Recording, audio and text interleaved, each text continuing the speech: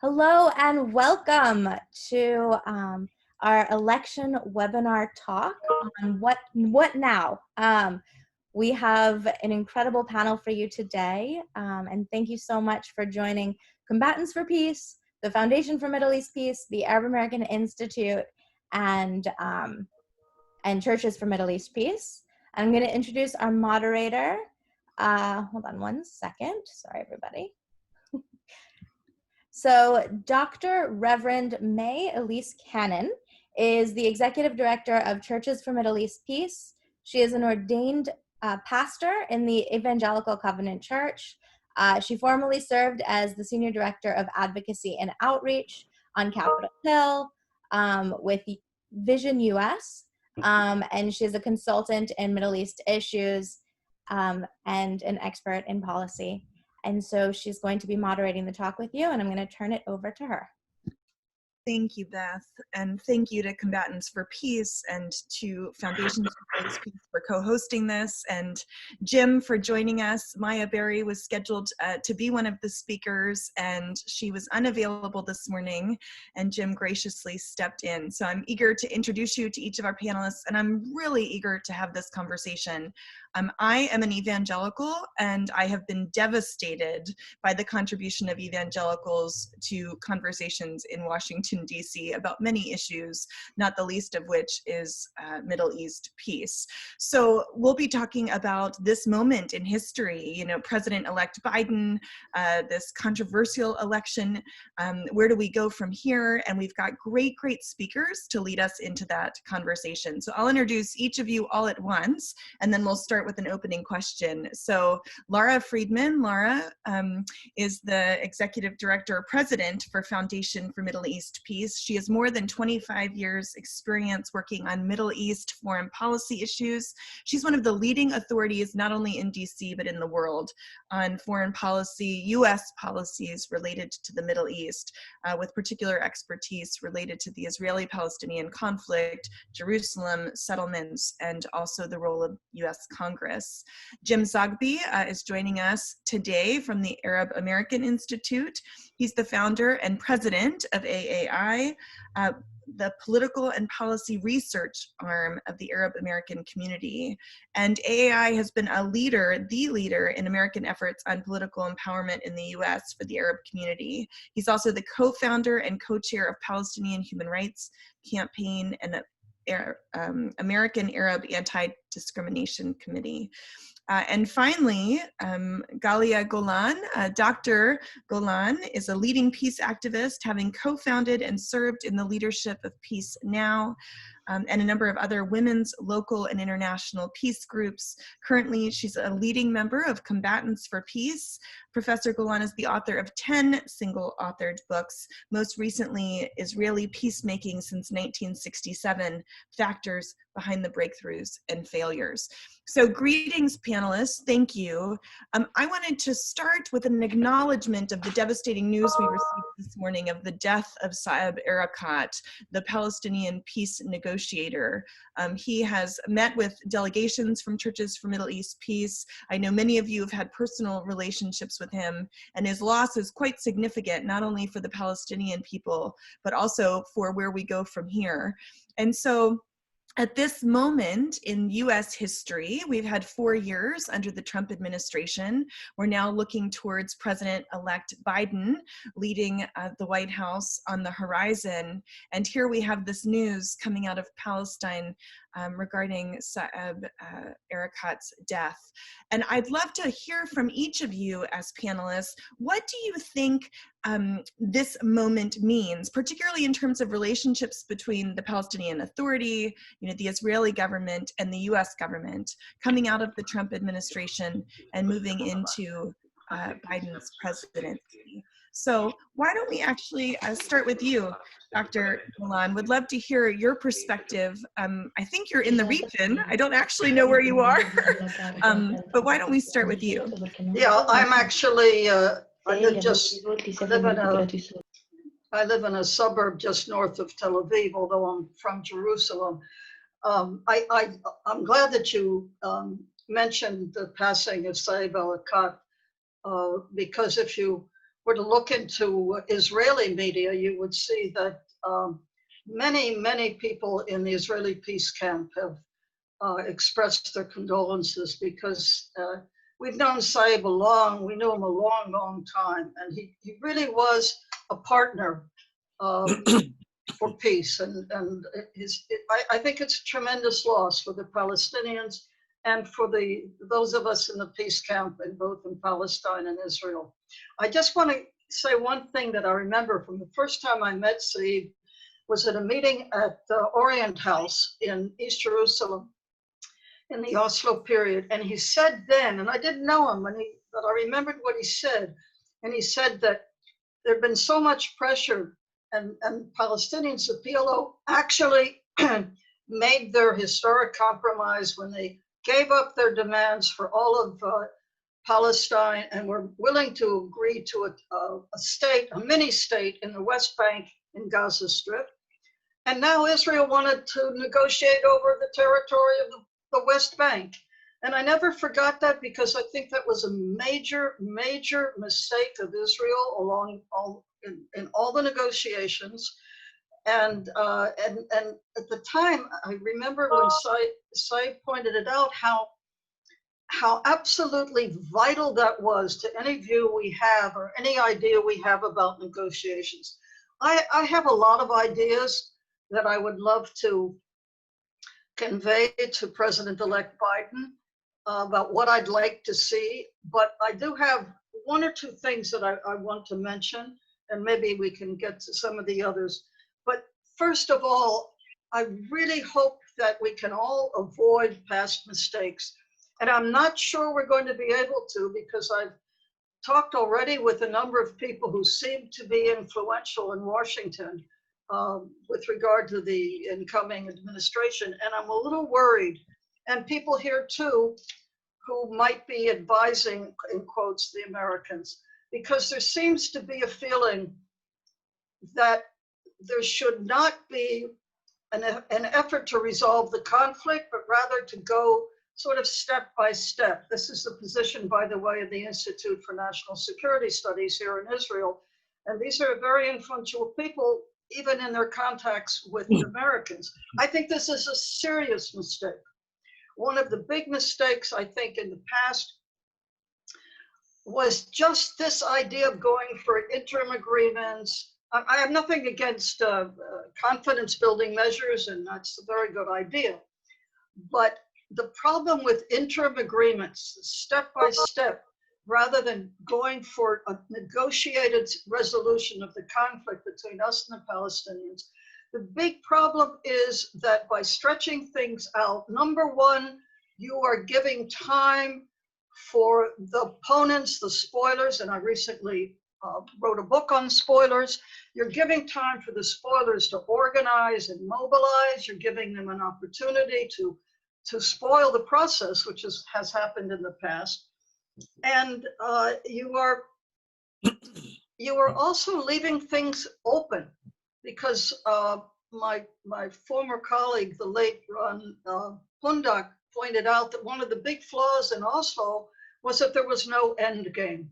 People don't know what's coming. If the Palestinians don't know there's a state, that this is a negotiation over resolution of the conflict, and if Israelis don't feel that this is going to lead to an end of the conflict, then people are much less willing on either side to make what they perceive to be sacrifices. I think these are two extraordinarily important points. There are a lot of other mistakes that were made going into negotiations as if there's symmetry when there isn't symmetry, or we Israeli negotiators are sort of doing the Palestinians a favor by even talking about peace.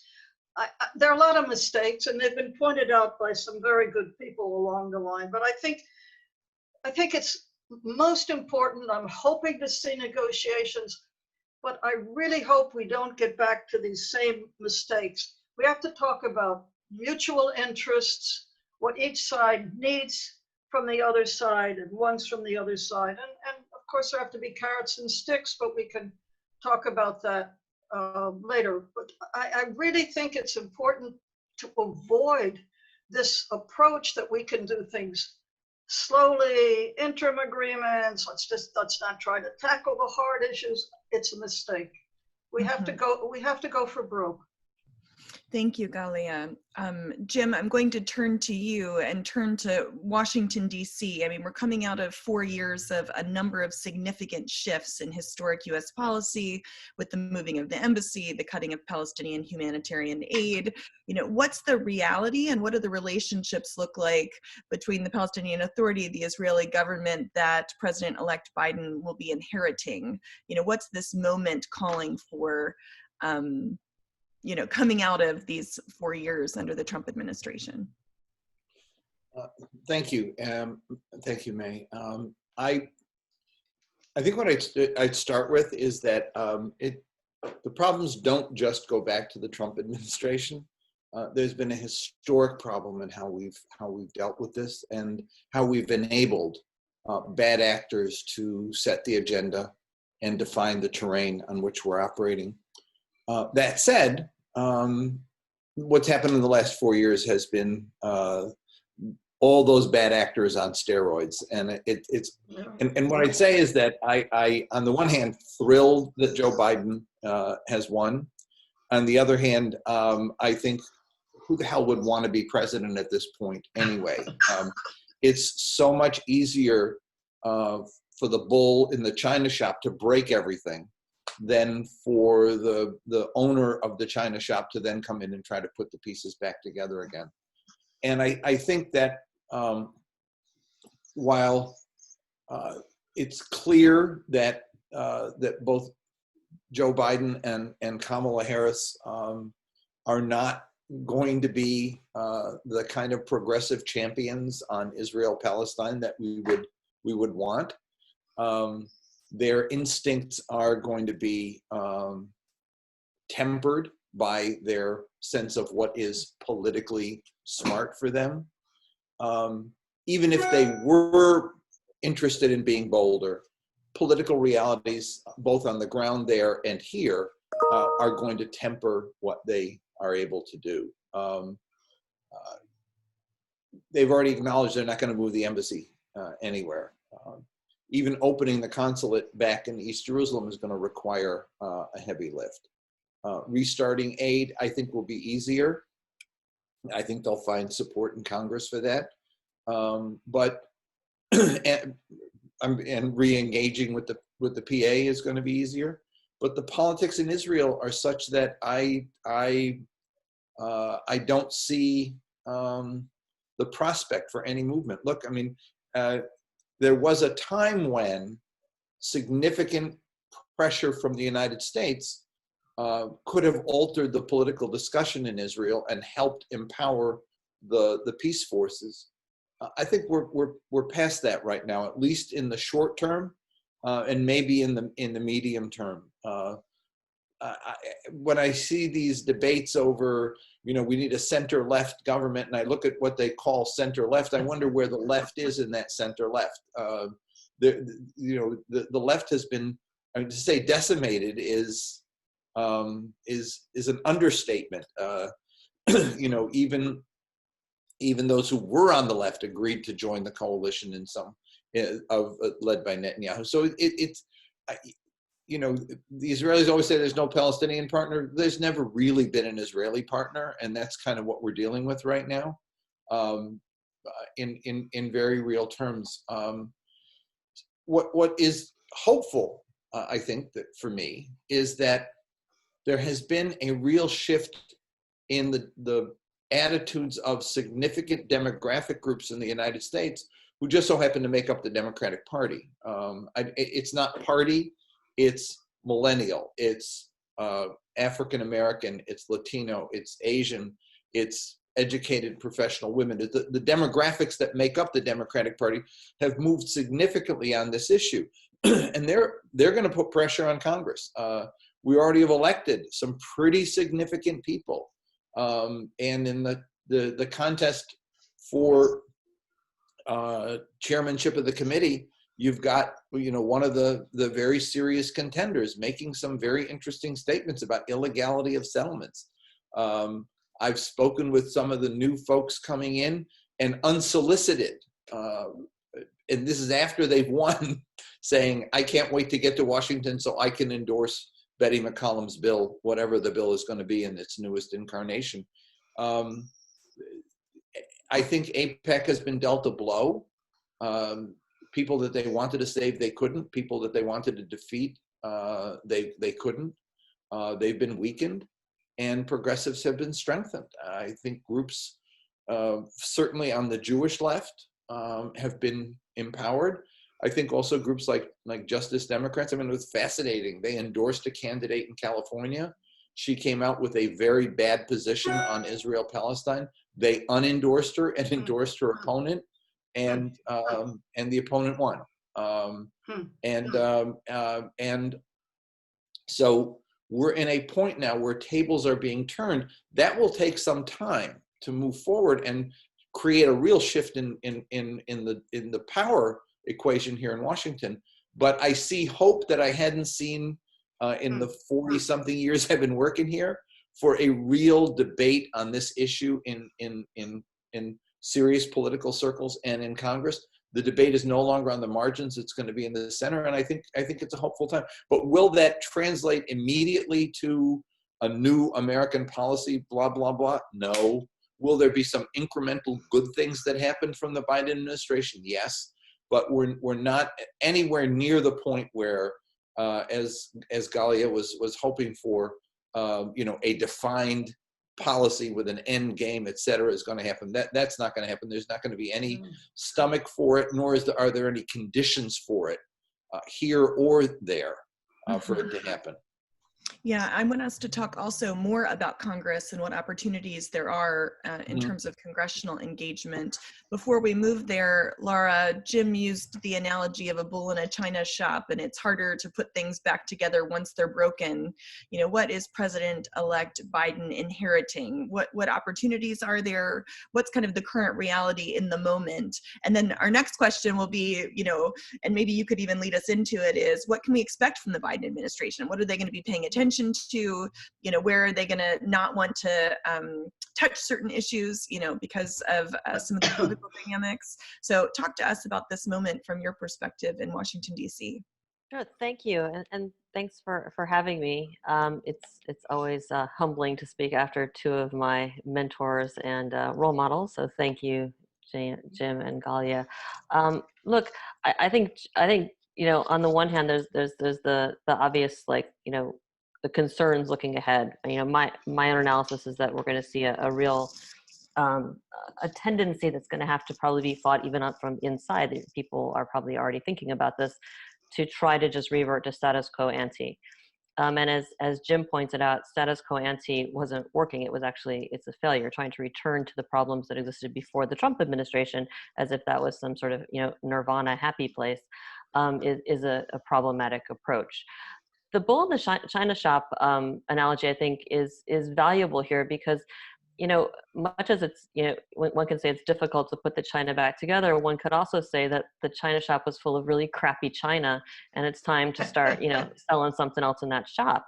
So, if one were looking for reasons, I'm not going to use the word optimistic, but to be hopeful, I've been using the term scorched earth, but shattered china, shattered crockery left behind by the Trump administration is as much an opportunity for a new administration as it is a challenge.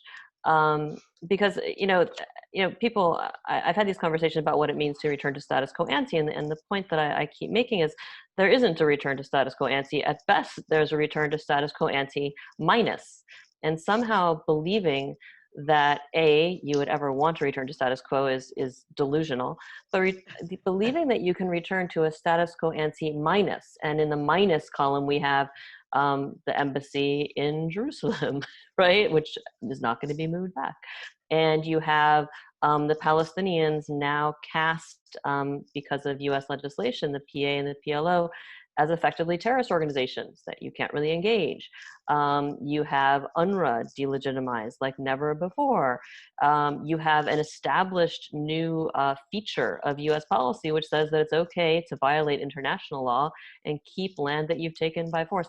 I mean, you really, if status quo ante minus is pretty devastating, and it's in no way a basis to move forward to anything except more or less the Trump plan, which is apartheid by a different name. So, I think one could argue that even if the people around Mr. Biden are effectively, peace processors, prefer a managed approach, don't want to spend a lot of political capital on this, returning this to what they think of as status quo ante is a heavy political lift already, right? They're going to be beaten up politically for doing that anyhow. This is a moment when they could actually think bigger and more creatively to get out of some of the boxes that have been established by years and years of legislation and years of bad policy and years of fecklessness and all of that. So I think I wouldn't say this is, again, I'm not going to say I'm optimistic, but I'm hopeful. And I'm also hopeful. And the situation today on the Palestinian side is in some ways as bleak as it is on the Israeli side. I mean, there's an equal lack of capacity. I think there's probably more interest right now on the Palestinian side than there is on the Israeli side to move forward on peace, I think unquestionably. But the capacity is an issue. But the change in the administration in Washington, for good, there's both good and bad in this. There's a piece in Haaretz yesterday from a young analyst arguing that it's in some ways really problematic and that it's going to make, well, not problematic, but it's going to make the achievement of Palestinian unity even more difficult. And that is, I think, something that needs to be taken into account, because I think Palestinian unity is incredibly important if we're going to move forward. But by the same token, so for example, and this is sort of hedging into the Congress piece of it, Jim said the administration, a Biden administration, will want to restart aid. And restarting U.S. aid to the Palestinians right now is a matter of law. Congress controls the purse strings, and we have legislation called the Taylor-Force Act. And under the Taylor-Force Act, virtually all direct aid to the Palestinians is blacklisted. Basically, a State Department has to whitelist individual programs, individual issues. It's really problematic. But what that's based on is this long-standing disagreement between the Palestinian Authority and the PLO and the world over its social welfare payments for families of Palestinians who have been imprisoned or killed by Israel. In previous administrations, this has been unresolvable. Under the Trump administration, there was no interest in resolving it. This was just simply a cudgel to use to bash the Palestinians. If this is something that in a moment of a more higher motivation from the PA and the PLO, and more courage and looking for an opportunity to really change the dynamics in a profound way, if they could, for instance, resolve this early on, this would be, it's not a game changer, it doesn't make peace, but it would fundamentally reset the U.S. relationship with the Palestinians and give energy for a Biden administration to again be more creative, more forthright in what it's doing, and more leading.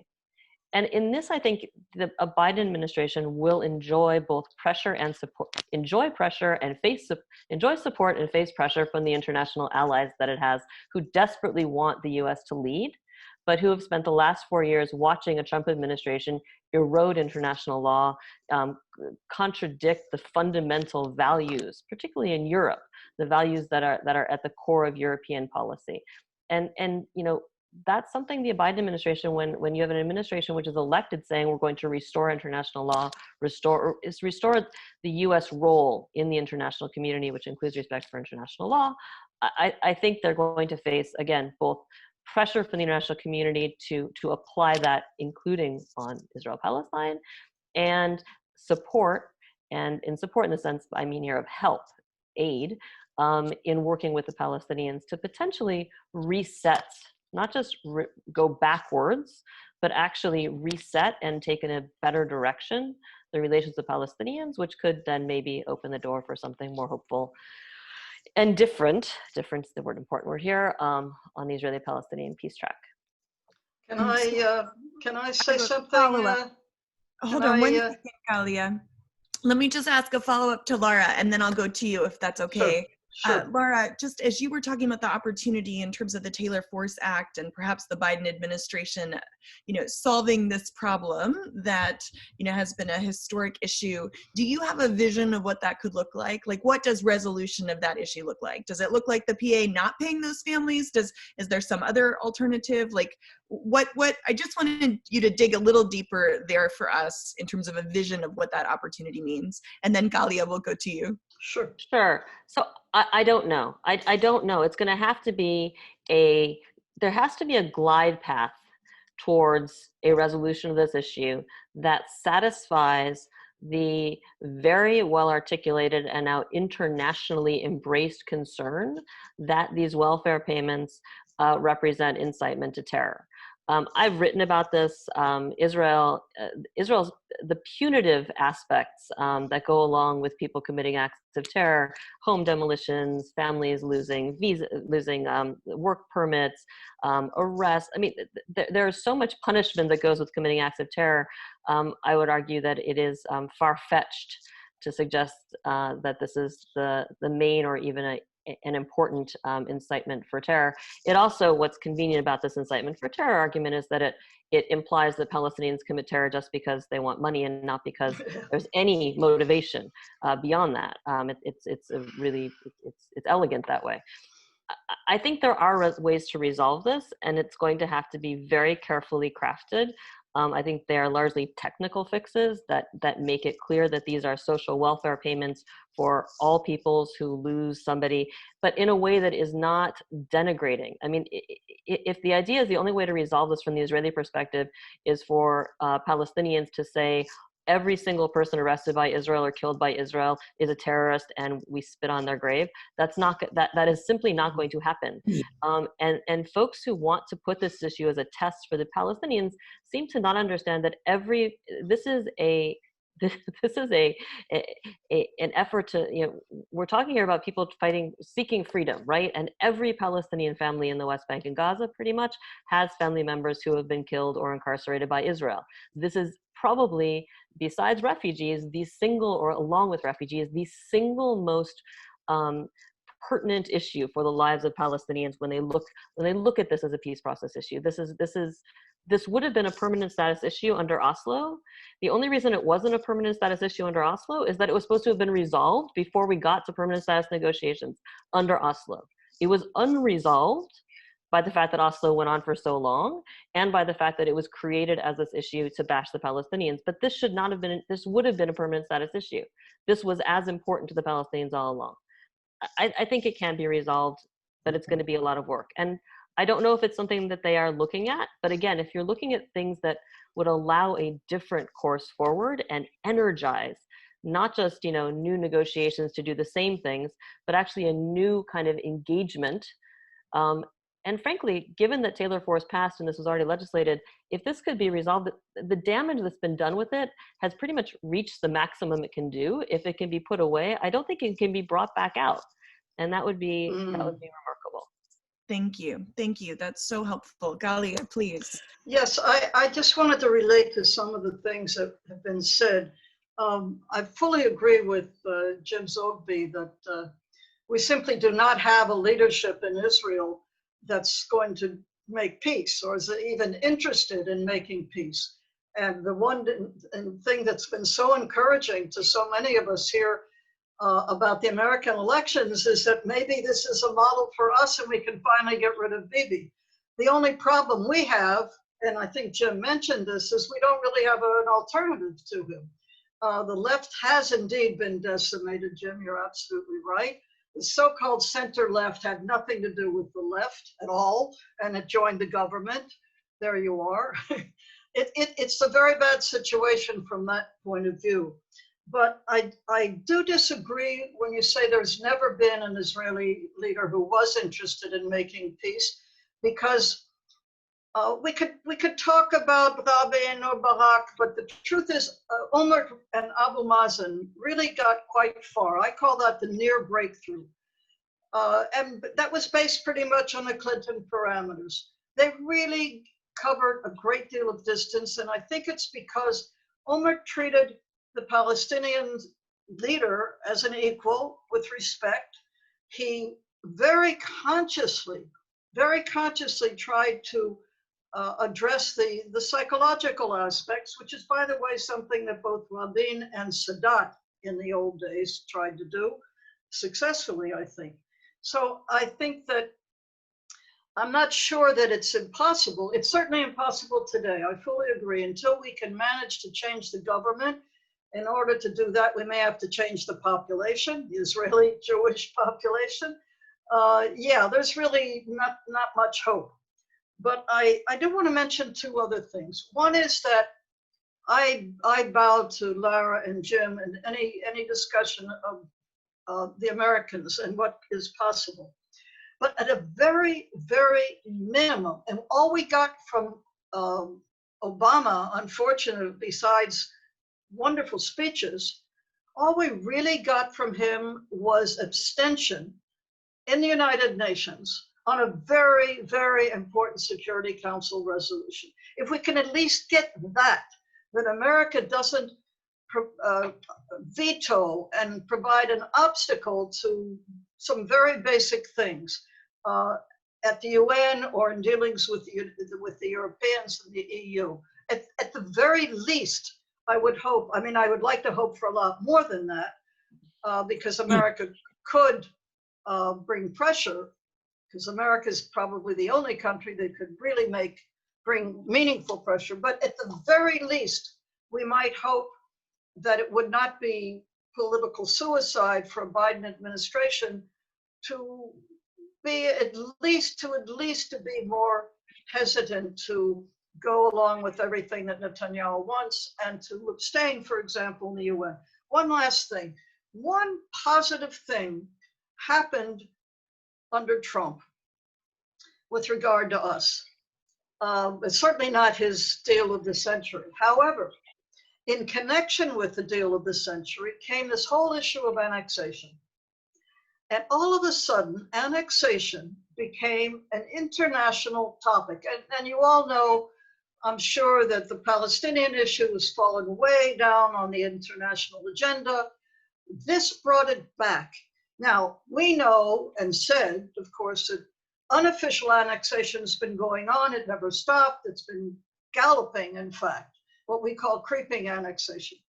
But when it came up in conjunction with the Trump plan and looked like it was going to happen, official annexation, there was tremendous resistance in Israel, which was really very good because this peace issue has not been an issue in Israel for a long time, but internationally as well. And I think that was one of the reasons that Netanyahu backed down from it, where he saw that there was really, this was a big issue. And that my opinion was at least one positive thing out of this whole period that we've had with the Trump administration and with the Netanyahu administration. That annexation, people began, I think, to see that we're talking about apartheid. And inside Israel, 80% said that they didn't want annexation. Now, 80% don't vote for the left. I wish a percentage of that 80% voted for the left. But that was very interesting. Now, they may have opposed annexation because they were afraid of international reaction. Fine with me. But the point is that somehow the idea came across domestically and internationally that we can't just ignore what's going on in the occupied territories. So if we want to look for something optimistic, not much out there, but maybe that would be it. Galia, just to add to that, at Churches for Middle East Peace, we have 30 denominations, member communions from Orthodox, Catholic, mainline Protestant, evangelical, peace churches, and annexation mobilized them. So we had a campaign, Churches Against Annexation, where some of the churches might not have been willing to touch other issues, but because it was so egregious, they joined us in our Churches Against Annexation campaign, which is just a case in point, to what you were just articulating. Right. So Jim, we've heard a little bit from Lara about some opportunities to do things differently. And, I heard you say as well, we certainly don't want to go back to the way things were before the Trump administration, because that was problematic enough, and then now we've had 4 years of exclamation marks on bad U.S. policies. What do you see as opportunities for the Biden administration? Where do you think they'll focus? What issues might they not be willing to touch? What's your perspective? What do you see in that regard? Well, I think that they've laid out what Laura and I have talked about a status quo ante approach. I mean, they've wanted to go, they've wanted to undo some of the damage done. And well, that's been scoffed at by some. Restoring funds to UNRWA is a huge thing. They can't meet payroll next month, or this month actually, November. And the sort of the cruel Trump ideological, and I wouldn't say Trump as much as it's David Friedman. I think that adopting this notion that there are no refugees and we've got to just, you know, deal with this surgically and just cut it out, has taken a huge toll. And so that's a little thing, but it's a really big thing. Finding ways to restore aid, which I think there'll be congressional support for. And I think Lara's right. That's not an easy one, but I think that a way will be found to find agencies that can use the money for infrastructure projects, et cetera. Big. I think re-engaging in some way discourse with Palestinians is also important, just for its own sake, even if it doesn't go anywhere. I don't expect early on heavy lifting on other big issues, but I think that there'll be a subtle but very meaningful shift, and that is that and you're already seeing it in the Israeli press reaction, and that is the attitude in Israel that we can operate with impunity may be over. They'll test it. But I also think that there'll be some metal in the Biden backbone, and especially among many of his key people who went through the Obama years, right, and are also part of the enabling crew, right, that have, you know, led us to where we are. They gave great speeches, as Galia noted, but the follow through was more, you know, cajoling and convincing, none of which, I mean, the best you get is an abstention in the UN, which was of course a big deal. That was not really a big deal. I mean, but it shouldn't have been, but but the point here is that I think you will find that the right in Israel is going to feel like they're walking on eggshells. That's a good thing. And I think, you know, I worry about the next 2 months and what kind of really dangerous things the right in Israel and the Friedman crowd in this administration cook up to create more quote unquote irreversible situations. Just one check. Galia, I would be hesitant to elevate the Olmer Abbas situation, just as I am hesitant to elevate the Barak situation. They've both become legitimizing myths of, on the Israeli side, best deal ever, Palestinian rejected. The issue here is that when Olmer and Abbas were having their conversations, his poll ratings were, I think, 7% in Israel. Olmert, yeah. Yeah, let me just finish, if you don't mind. And he was a few weeks away from going to jail.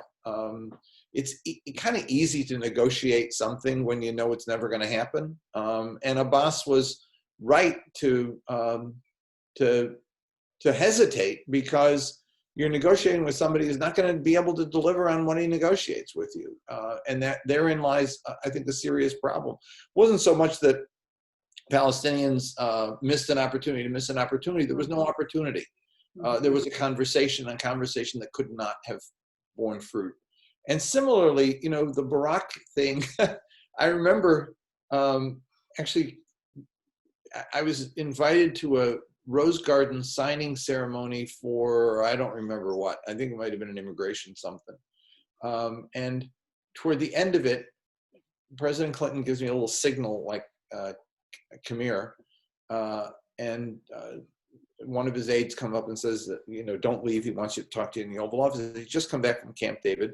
And he was telling me that Barak made this deal, wouldn't put it on paper, wouldn't give him a map, but it sounded good, and it was least his offer. I need an offer from Arafat. And when I talked to him, all he keeps telling me, he said, was 22%. That's our offer. We were 22%. What's he talking about? And I was like, this is a guy who's really smart. And it struck me that he didn't quite get the point, as Lara was making, that the Palestinian compromise was already on the table. I mean, they got rid of what the Israelis had long objected to. And I was there in Gaza when President Clinton asked the Palestine National Council for the third time to repudiate the charter. And I had advised, don't do it because, you know, it's an insult. They've already done it twice. Why ask him again? He insisted on doing it and did it in such a way that they stood up I saw grown men who I'd known PLO for decades, hardened fighters,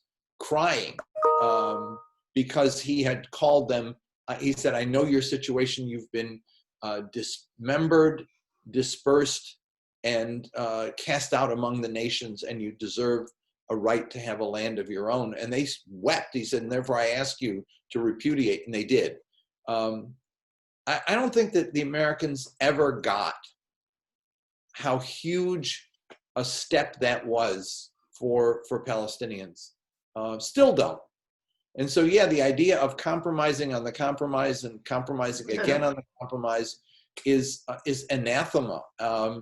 Jim, can you speak for a minute to the contemporary issue of the normalization agreements between these Arab states? You know, UAE. I pulled on that. I pulled on that for a media outlet in the Middle East, and I think to Galia's point about the 80% who rejected it, when we asked them, you know, their attitudes, what the UAE had said and what King Abdullah had said about if you do this, then weighed heavily. In fact, when we compared it to the fact that Democrats in Congress were opposed or the Europeans were opposed, et cetera, the most significant factor that moved the needle was that the UAE was holding out normalization in lieu of annexation, and that King Abdullah had said in Jordan that there would be severe repercussions. It was alienating Arabs that was bigger, and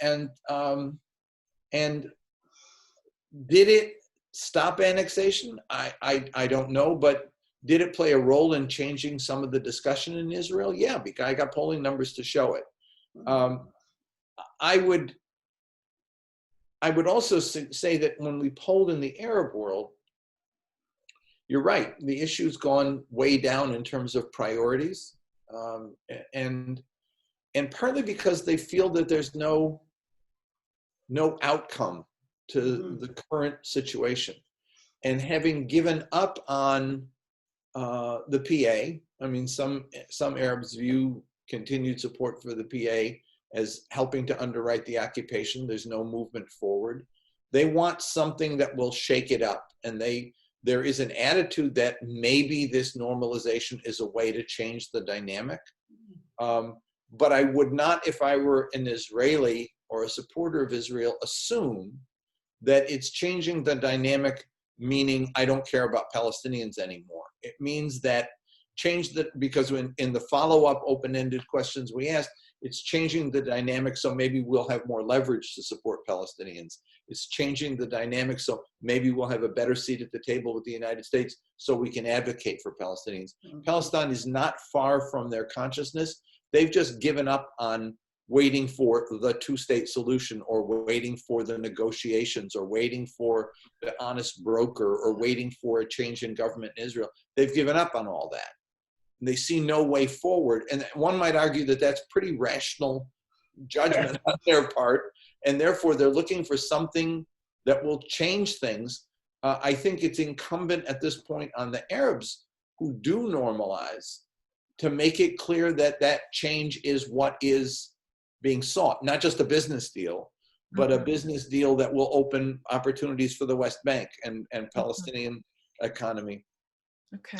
Et cetera. So I'll leave it there, but I hope that answers your. Thank you. Yeah, can I relate to that? Yes, please. I was going to go to you next, Galia. Yeah, I want to relate to that. I'm certainly not going to defend Barak. and Camp David, Balak at Camp David. I go back to what Saeb Erekat said well before then, this business of we gave up 78%, and now you want us to negotiate the 22%. I mean, I'm not going to talk about Balak, and I think Olmert actually made a lot of progress before his troubles began, but I don't want to go back there, at least not take all your time. I do want to relate to these agreements with the UAE and Bahrain, and there will apparently be others. You know, the truth is, as an Israeli, I'm supposed to say, oh, it's great, we got relations with more countries. The more countries that are willing to normalize with us, more Arab countries, it's a good thing. So I say it, but it is not a good thing. It really isn't. I think it's a terrible thing, because ever since the Arab Peace Initiative was passed by the Arab League, there was an incentive for Israel to move on the Palestinian issue. Now, there may be other incentives. For a long time, there hasn't been any other incentive. It was an extremely important incentive, and the Netanyahu government tried often to get around it and to have this normalization without the rest that was supposed to come, meaning progress on the Palestinian issue, not just progress, but two-state solution, and the refugee issue, and and the other issues. Now what's happened is that the right wing can say, and Netanyahu has said, aha, you see, guys, we don't have to do anything. So it's taken away an extremely important incentive. Now, I'm not saying there can't be other incentives out there, and I have heard and like what Jim has just said about how these countries could actually use these relations with Israel in a positive way in favor of the Palestinian issue. I hope that happens. I'm very skeptical. And the reason I'm skeptical is I think that some of these countries need this relationship with Israel more than Israel needs the relationship with them. But we'll see. I'm open-minded, and if they respond to their publics and go and use these relations with Israel, including the business relations and the military relations, to use it to help move Israel on the Palestinian issue, that's just great. I couldn't be happier. I'm just very, very skeptical. And I really am concerned that, and I have been for a long time, because this honeymoon, the cooperation with the Gulf states has been going on unofficially for over a decade. And I haven't been happy about it all along, mainly because of this issue of incentive. I want incentives. And I really like to see incentives that the Israeli public could see, so as to maybe change elections here. I mean, it's not just what the polls say or don't say, but the actual elections. You know, it's interesting to hear you say that. When we worked with the Kerry State Department under the Obama administration, a lot of the strategy was emphasizing the economic incentives of the Arab Peace Initiative, you know, as a carrot, if you will, in terms of negotiating Israeli-Palestinian peace. So some of those dynamics. If I can say something, because I wouldn't want to give the wrong impression. I don't think the economic peace, in quotes, or economic incentives are important. I mean, they're there. That's what these agreements are. I think they're more important in many ways to the Gulf states. The thing for Israel, from the very beginning, has been acceptance in the region, legitimacy. That has been key from Ben Gurion all the way up to Netanyahu. And the Arab Peace Initiative, that's what it gave. It said, it's also, by the way, what Sadat gave. We accept you in the region, normal relations, security, for end of conflict. This is what's so important, and particularly to my generation, but this is what we're losing. And this is what Netanyahu can come and say, you see, we don't have to do anything on the Palestinian issue. We can have everything we want. I see. Thank you. Thank you. So, Lara, you have the last word in 2 minutes, if you will. You talked about opportunities. We're talking about the broader realities, with the Arab world and their relations with Israel. What do we need to know moving forward? Sure. I guess, I mean, things have been covered in great detail already and great expertise. I just want to make a couple of sort of like broader points, or a few. So first of all, I keep hearing people say, not on this call, that this is not going to be something that the next administration is going to want to spend political capital on. They've got a lot of other stuff. I agree with whoever it was who said they're going to get tested. This is not an issue that they're going to be allowed to not be engaged on. They're going to be tested by Israel and by supporters of Israel who want to say them to basically challenge them to stay in the same place that Trump is, right? Having the idea that Trump has now set out what it means to be pro-Israel, and if they violate that, they are anti-Israel. So they're going to have to craft a policy and own it, and I think that's going to be sooner rather than later. One of the things that I worry about is settlements. I was very engaged with the Obama administration for all of the years in office. And throughout that period, one of the lessons a lot of the people around Mr. Biden took from Obama, who they were with Obama, was that Obama challenging Israel on settlements was a mistake. It didn't work, and it cost enormous political capital, and they shouldn't do it again. And even during the Obama era, I was hearing from people inside the administration who I'm guessing are somehow engaged now as well, and also people outside, like Dennis Ross and David Makovsky, but also like Michael Koplow, who's now at IPF, or Natan Sachs at Brookings. And one of the arguments they've been making for years is that the U.S. needs to shift its policy on settlements and not clash with Israel on settlements that are in the areas that everybody knows Israel will keep.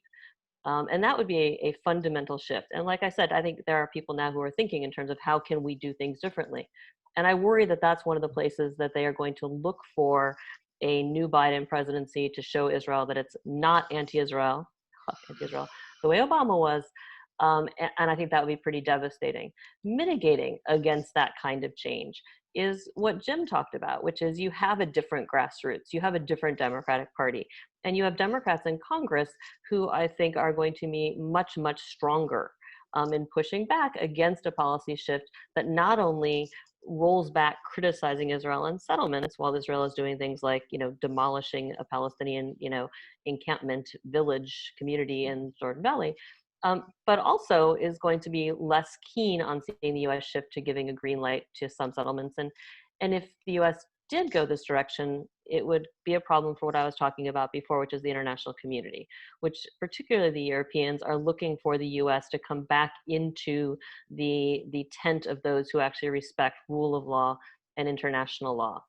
And here, this leads into another point, which hasn't come up on this call, which is the grassroots in the United States, the grassroots in Europe, the grassroots of the Palestinians, and to a large part amongst what is left of the progressive grassroots in Israel, is no longer really talking 1 state, 2 states, 17 states. They're talking about rights. They're talking about rule of law. And that aligns very well with the way the Biden folks are talking about broadly their engagement with the world. And I think that is going to challenge the Biden administration to be more engaged. If you listen to some of the statements that have come out of Congress from Democrats, not just the Democrats who are supporting, say, BDS, but the Democrats who say it is outrageous to demolish an entire Palestinian, community in the Jordan Valley. I think the next Congress, you'll have more of that, and you'll have a grassroots, which will be putting more pressure on issues related to human rights and international law. So I think that's a positive. I think there's going to be a tension there. 2 other things I want to mention quickly. I think people should keep their eye on the ball of that ball being the weaponization of criticism of anti-Semitism. I think this is going to be one of the first things that tests the Biden administration. For folks who have forgotten, it was just over a month ago that it came out in the press that the Trump folks want to label Amnesty International, Human Rights Watch, and Oxfam as organizations that are anti-Semitic. And people haven't really, I think, thought through the implications of that sort of labeling and what it would mean more broadly for civil society. But for folks who thinks that that's just a Trump administration outrageous lashing out, they're wrong. They need to be paying attention to what's happening around what's called the International Holocaust Remembrance Association, IRA, the IRA definition of anti-Semitism, which is being weaponized worldwide, including in the US, to treat almost all activism, organizing, humanitarian and human rights groups working on Israel-Palestine as anti-Semitic and try to shut them down. And this is something that's going to be in front of the Biden administration because that definition is now is the force of law because of the President Trump's executive order anti-Semitism. We have bipartisan support for this as policy, including some very powerful progressive Democrats. Either they haven't thought about it or they've decided they don't care. And that is going to bedevil this administration. And if it is allowed to continue without being challenged, anything a Biden administration does to try to be more serious on Israel-Palestine is going to be undermined, because every interlocutor on the Palestinian side or the Palestinian civil society side under this definition is going to be condemned as anti-Semitic. I will be condemned as anti-Semitic because under this definition, I have a double standard. I only talk about Israel-Palestine. I don't talk about the human rights abuses or violations of other countries. That's the path we're going down, and we're very, very close to what that means. Last thing I'll say, and I'm hitting 1 o'clock, on the Gulf countries, I want to say I agree with both Jim and Galia, but I want to be a little sharper and maybe a little disagreeing and maybe a little more positive. I think Galia is 100% right. For years, the idea has been that normalization, the Arab Peace Initiative, is the last gift that's held out there that Israel could claim if it just makes peace to Palestinians. I would argue that continuing to hold that out there it doesn't matter, because Israel has clearly said we don't care. We can get below the surface normalization. I don't think that now that is no longer at the end of the rainbow, your pot of joy at the end of the rainbow. I don't think that changes anything. I think Israel had already written off that as an incentive. I do think also, I mean, this is sort of like the bull in the china shop. You're not going to undo this, and it's not going to you can undo it. They can change their minds, but it's not going to unhappen. But now that it's off the table as an incentive, if you do this, you will get that. What we have now is a new reality where potentially you have countries that have some ability to exert leverage, influence on not just an Israeli government, but on Israeli people that seem, I would argue, more excited about normalization with the Gulf than they ever were about Jordan and Egypt, and arguably are going to feel like they have something to lose. They care about what this part of the Arab world thinks about them. And whether or not that can be leverage, again, on the Israeli people and on the Israeli government, depends in large part on the Biden administration and how they play this. And in a moment in time when the Israeli government has, with the blessing of the Trump administration, effectively written off the Jordanians, who always played the role of the sensible party preventing escalation at the Temple Mount, for example. And in terms of Egypt, which is, illiberals and arms together, I mean, it is an interesting moment, again, looking at the new factors available. If one is trying to craft a different way forward, to imagine a policy which says, all right, this is the scorched earth and these are the things sitting on it. How can we use them? Even if there was never, even if the intention was to have these normalization deals to make sure there was never any pressure on Israel because the incentive was there, that doesn't mean they can't be turned into something that actually can promote a better relationship and actually help the Palestinians going forward. And you guys, anyone who's heard me before, I'm not usually the voice of hope in these conversations. No, so when you say hope, we really need to listen. Thank you, Lara, Galia, Jim. Really good to be together. I'll pass it back over to Beth. I feel like we just got started. We could have this conversation for several hours, but that's a good starting point for where we can go from here. Thank you. So thank you all so much for joining us. And thank you to our partners, especially Mae at Churches for Middle East Peace for moderating this, and to Lara and Jim and Galia for being a part of it, to Foundation for Middle East Peace, and to the Arab American Institute for joining us today. We're so grateful to all of you and to all of our participants for coming. So thank you so much. I'm going to turn off the recording now and say thank you so much to our panelists, but hang on, everybody.